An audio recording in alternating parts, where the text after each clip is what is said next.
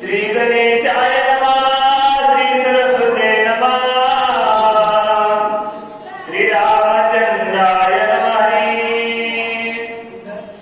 गजेंद्राय धैर्यासना, संकट स्मरणा भगवंता, काकुळती उडी सत्वरता, ध्यानोनी तत्वता उदरिला।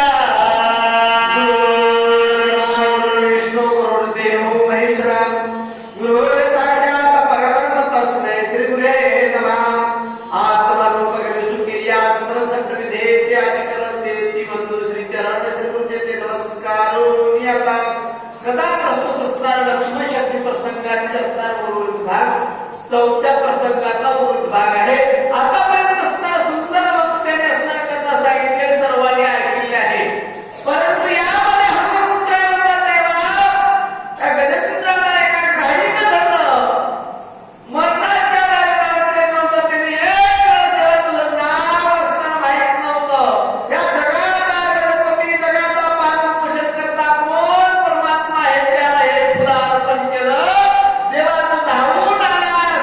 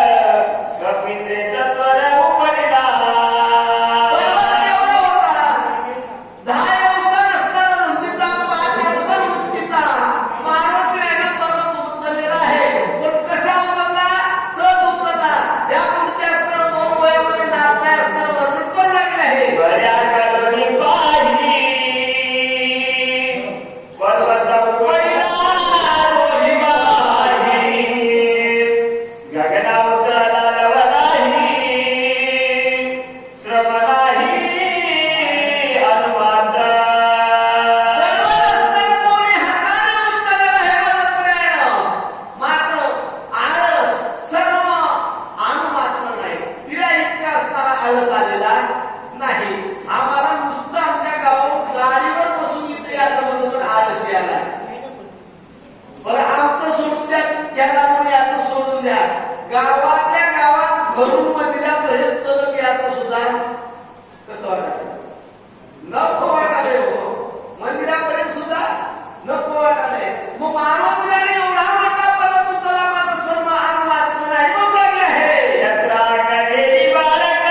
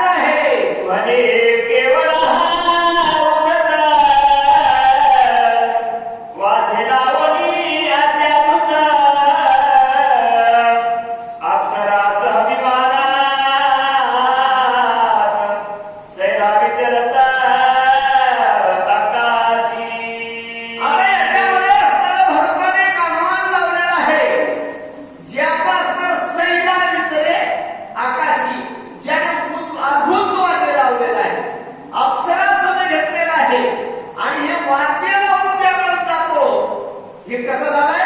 सैराट झालाय. सैराट करतो, याला दिशा कळत नाही, कुठून जाऊ याला मर्यादा कळत नाही, वेळ कळत नाही. पुढे काय बोलायला आहे? वेगे ओढी वारांगणा, विमान हिंदवी गगना, उलंगोली साधू सजना, करी आटना उन्मत्ता. याला साधू कळत नाही, संत कळत नाही, कुठून जावं कळत नाही. हे काय करतो? उन्मत्तपणा करतो. उन्मत्त झालेल्याला काही कळत नाही. मग उन्मत्त कोण कोण होतात? किती जण होतात? पुढची वय जो स्त्री सवेली रत झाला, मध्यप्राशनी मातला, जो धन लोभे भुलला, त्याचा गेला विवेका. तीन लोकांना वेळ जातो. एक असताना स्त्रीलोक भावामध्ये भरलेला आहे, त्याला वेळ राहत नाही, विचार राहत नाही. जो मध्यम येऊन असताना धुंद झाला, त्याला विचार राहत नाही. आणि तिसरा पैशाचा महागडा तर त्यालाही विचार राहत नाही. मग कसा राहतो? ऐका पुढे. वेशागमनी देवत, ते सर्वदाती उन्मत्त, नाथवे स्वार्थ परमार्थ, स्वेच्छा विचलत, खरदैसा. जो स्त्रीलोक भावामध्ये भरलेला आहे, त्याला विवेक राहत नाही, म्हणजे ज्ञान राहत नाही. त्याला ज्ञान राहतं पण त्याचं भान राहत नाही. तो असताना जसा चार पायाचा पशु गाढव जसा वागतो, तशा पद्धतीनं वागण्याचा प्रयत्न करतो. म्हणजे ऐका, खराने मर्यादा, दिवसा देखता जनपदा,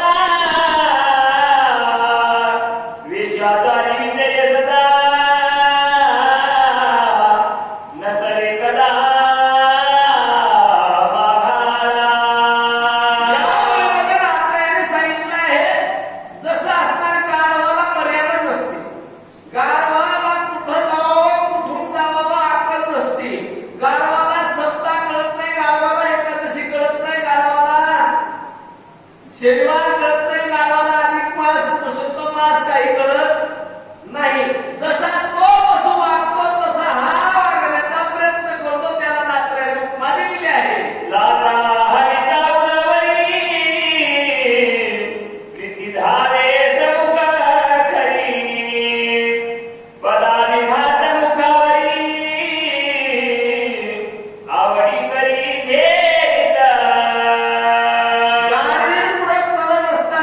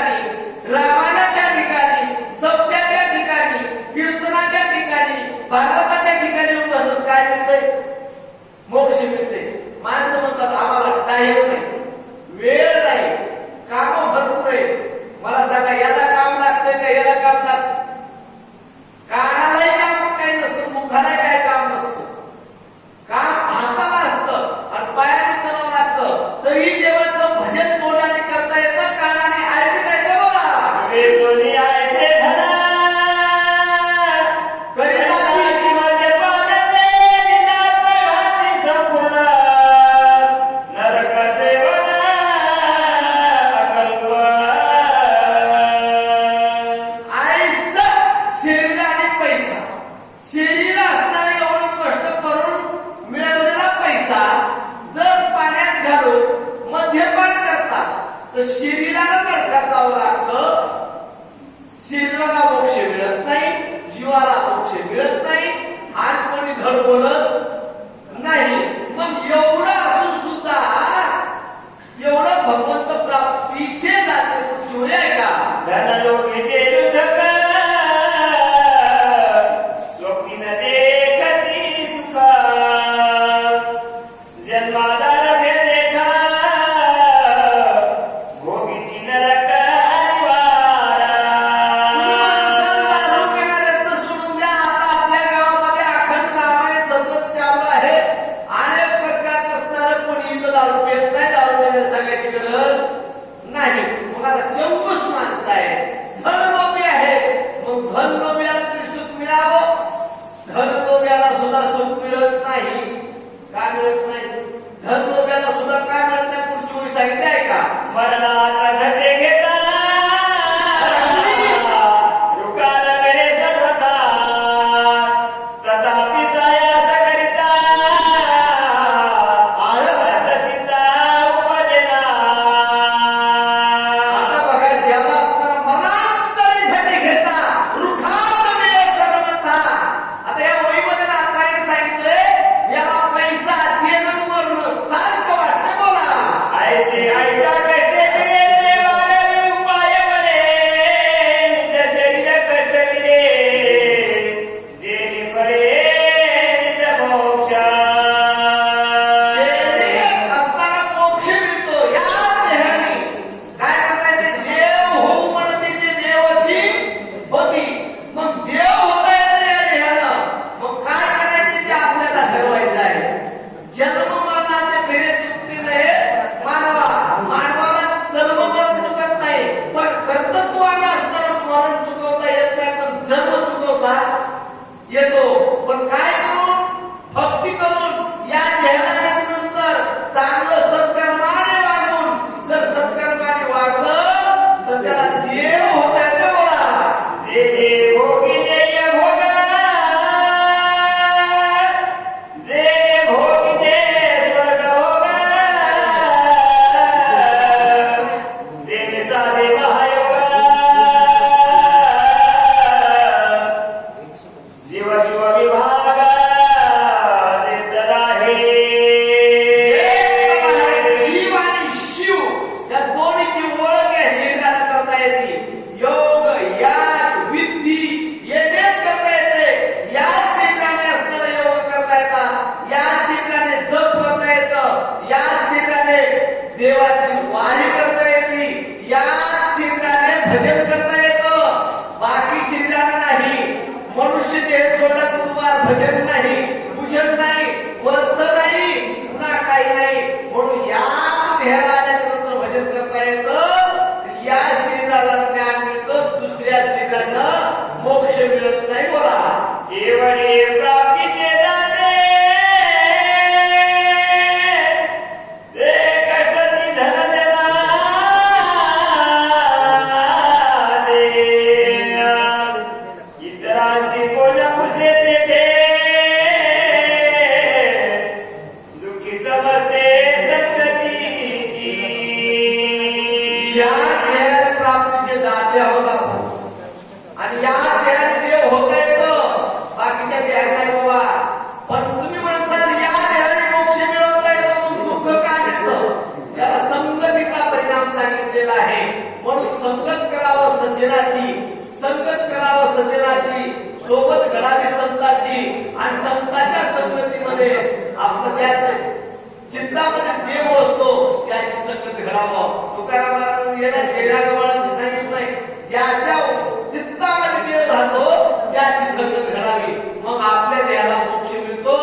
झालेली सेवा असणार म्हणून गेल्यापेक्षा सर्व राम भक्तांच्या चरणी समर्पित करून वाणीला पूर्ण विराम करून झाले एक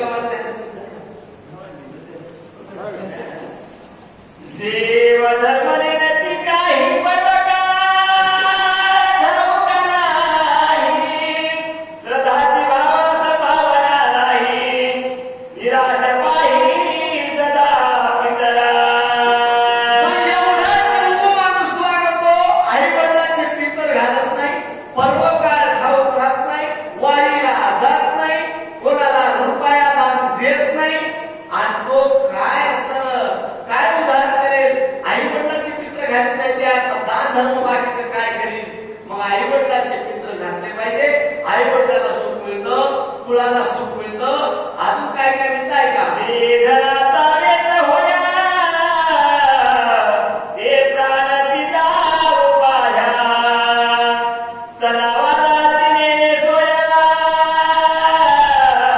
किती आधी येथे काय करीदा आता याला मरण रुपया देणं म्हणजे मरण आलं एक असताना दृष्टांत असा आहे एक सांगावं लागलं तर लोकांना पटल एक दृष्टांत असा आहे आता इथून असणारा बरेच लोक पंढरपूरला जातात आणि जो असणारा चौकस माणूस आहे ना त्याला असणारा आपल्या बाबासारखे म्हणलं चला पंढरपूरला जाऊ का ते म्हणला बा आपल्याला पैसे नाही खिशाला ते बोलले पैसे काय करायचे 2 रुपयात महामंडळ फ्री मग फ्री म्हणजे कवा म्हणला पण माझ्या घरी कोणी नाही म्हणला माझ्या जवळ काही नाही घ्यायला ते म्हणजे आमच्या सोबत सगळं बांधून घेतो फक्त आमच्या संगत खाला प्याला फुकट मग मला येतो फुकट म्हणल्यावर गेला पंढरपूरला चंद्रभागेला गेल्यावर नियम आहे चंद्रभागेमध्ये स्नान केलं की पुढे काय घेऊन वासुदेव येतो वासुदेवाला रुपया द्यावा लागतो तेवढ्यात या असताना आळशीने आला तिथं गेल्याबरोबर आंघोळ केली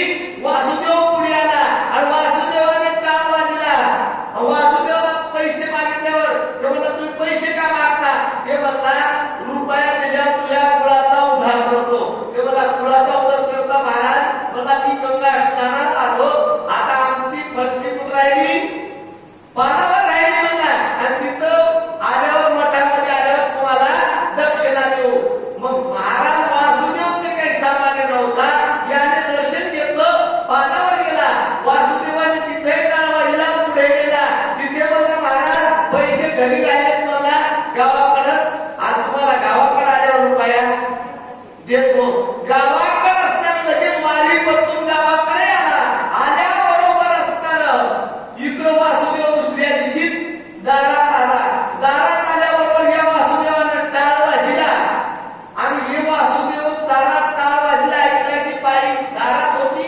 यानं घरात होता बाईला म्हणूनच सांगितलं मालक शेताला गेले म्हणून सांग एवढ्यामध्ये वासुदेवाला एवढ्यानं सांगितलं वासुदेव थोड्या वेळानं बाहेर गेला बाईला म्हणला मालक किती घंट्यानं वापस येतील ते म्हणजे 1 घंटा लागेल मालक शेताला गेले एवढ्यामध्ये असताना थोडा वासुदेव फिरून गावात आला आणि शिव घरातच होता वासुदेवाला टाळ वाजला बाई म्हणली मालक वासुदेव आलाय ते मला वासुदेवाला म्हण मालकाला तापण करून आली आणि काही वेळ असताना दुसऱ्या दिवशी या सवत वासुदेव दुसऱ्या दिवशी आला दुसऱ्या दिवशी टाळ वाजला बाईने सांगितलं मालक वासुदेव आलाय ते मला मालक मेलेत म्हणून सांग तर सांगतात तसं येत नाही रडावं लागतं बाईला मोठ्या गळा रडू लागली रडता रडता गाव गोळा झाला शेजारी पाजारी गोळा झाले लगेच असणार मेलं म्हणजे तर कोणी गुणाला बसत नाही त्याला असणार बांधलं पिलं सर्व काही केलं लगेच भाऊ पिलं सगळं तयार केली हंडा आणला मडका आणला जाळण आणलं सगळं आणलं तिरडी बांधली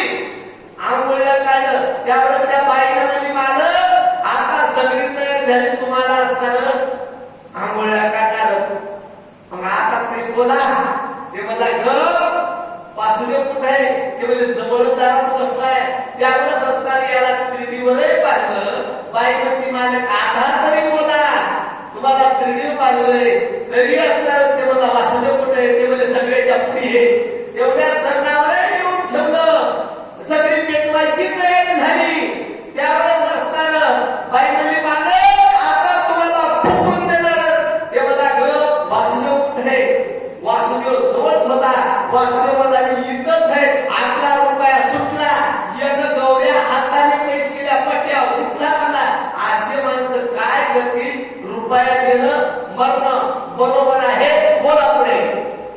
ते जोडीनी संपत्ती